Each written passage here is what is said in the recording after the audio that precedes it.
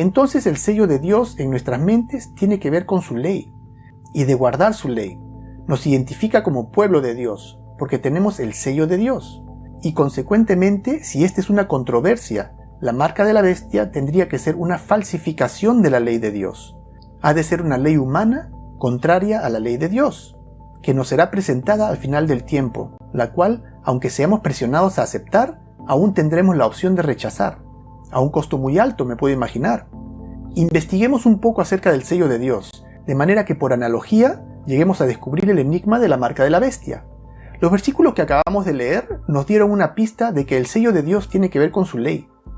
Lo que también podemos extraer del capítulo 8, versículo 16 del libro de Isaías, que dice: «Ata el testimonio, sella la ley entre mis discípulos». ¿Con qué es que los discípulos de Dios son sellados? ¿Con la qué? Con la santa ley de Dios, que es sellada en los discípulos de Dios. Entonces otra vez el sello que Dios pone a su pueblo está relacionado a su ley, sus 10 mandamientos. En el versículo 20 dice: «A la ley y al testimonio. Si no dijeren conforme a esto, es porque no hay luz en ellos». Entonces o aceptamos a Dios y su ley, y aceptamos a la Biblia y el testimonio, o estamos en tinieblas. Es nuestra decisión. ¿Podemos cambiar la ley de Dios? Por supuesto que no.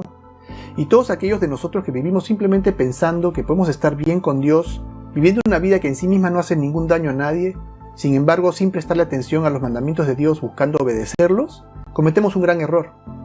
Aún quienes vivimos buscando agradar a Dios, y aún si llevamos una vida de compromiso con Dios, ayudando al necesitado, buscando el bien de los demás, yendo a la iglesia, esforzándonos en una vida cristiana, aunque sin prestarle atención a sus mandamientos, también cometemos un grave error, porque el único parámetro para distinguir entre justicia y maldad es la ley de Dios.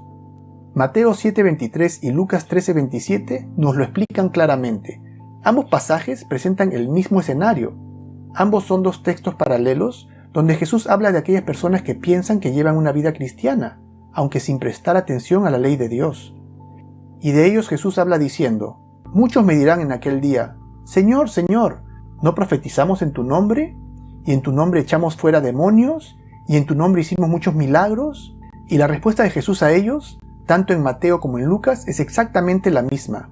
Les dice: «Nunca os conocí, apartaos de mí, hacedores de maldad».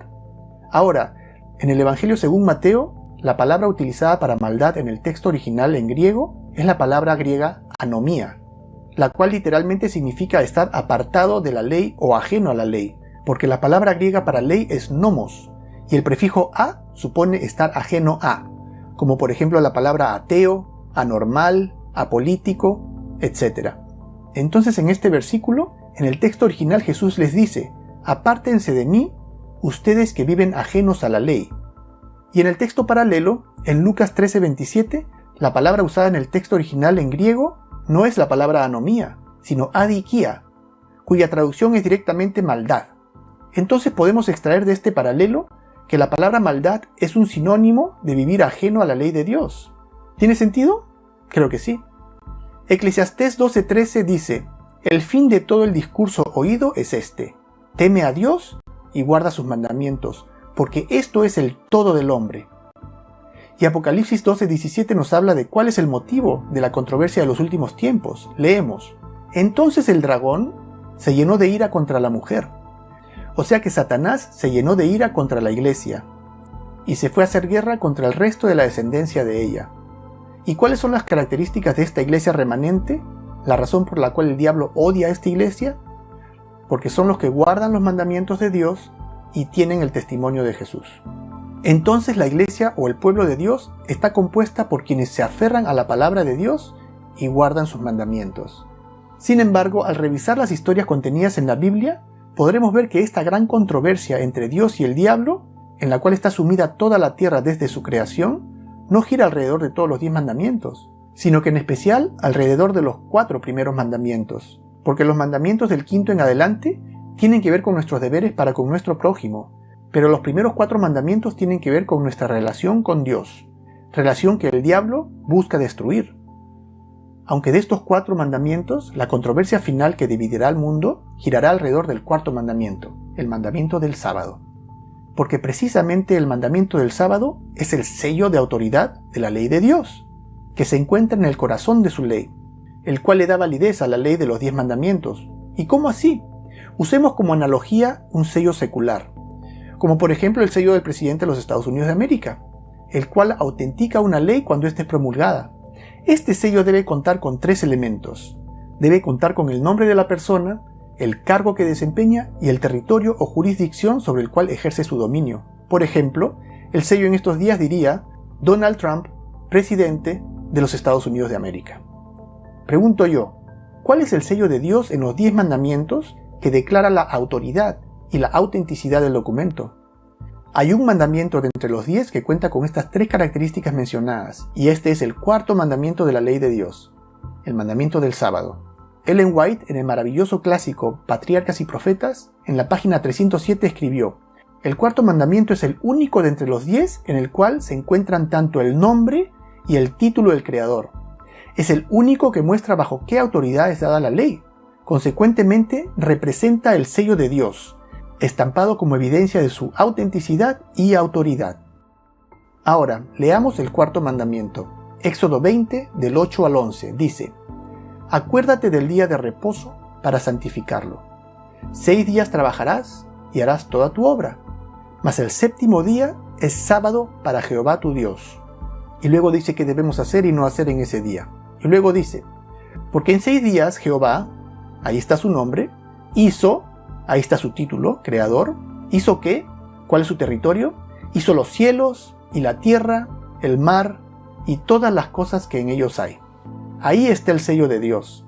Sin ello la ley sería inválida. Y reposó el 7º día, por tanto Jehová bendijo el día de reposo y lo santificó. Entonces, al guardar el sábado, estamos reconociendo que es Dios el que tiene autoridad sobre nuestras vidas. Y esta ley es para todos, también para los extranjeros. Y a los hijos de los extranjeros que sigan a Jehová para servirle, y que amen el nombre de Jehová para ser sus siervos, a todos los que guarden el sábado para no profanarlo, y abracen mi pacto, yo los llevaré a mi santo monte, y los recrearé en mi casa de oración.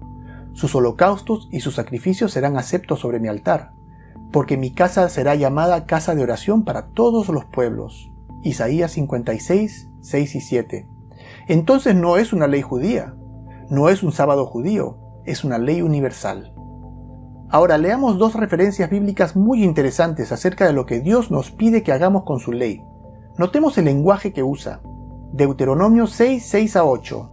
Y estas palabras que yo te mando hoy, refiriéndose a los 10 mandamientos, estarán en tu corazón, y las repetirás a tus hijos, y las atarás como una señal en tu mano, y estarán como frontales entre tus ojos. Y eso por supuesto no significa que tengo que hacer un rollito con la ley de Dios y colgármelo en la mano, o pegármelo en la frente. Significa que su ley debe ser guardada aquí, y debe de ser guardada aquí. Debe gobernar mis pensamientos y gobernar mis acciones. Y te será como una señal sobre tu mano, y como un memorial delante de tus ojos, para que la ley de Jehová esté en tu boca. Éxodo 13:9. Entonces Dios tiene una ley, Dios tiene un sello, tiene una marca distintiva que Él desea que tengamos guardada en nuestro pensar y en nuestro actuar. Porque Dios no busca que le obedezcamos por temor, sino que Él quiere que le obedezcamos porque tenemos una relación con Él, una relación padre-hijo basada en el amor. Y en contraste tenemos la otra marca, la marca del enemigo de Dios, la cual deberá ser colocada en la frente o en la mano. Es decir, que no importa si recibimos la marca de la bestia porque verdaderamente creemos que es lo correcto, lo cual está simbolizado con recibirla en la frente, o si la tomamos porque las circunstancias nos obligan a hacerlo, ya que como leímos, el no tenerla significaría no poder comprar ni vender. Entonces nos sería colocada en la mano, porque la aceptaríamos por conveniencia o por necesidad. Y esto es porque el enemigo de Dios lo único que le importa es nuestra perdición, y que quebrantemos los mandamientos de Dios sin importar que lo hagamos por una razón o por la otra. Y hago misericordia a millares, a los que me aman y guardan mis mandamientos. Juan 14:15 dice, si me amas, guarda mis mandamientos.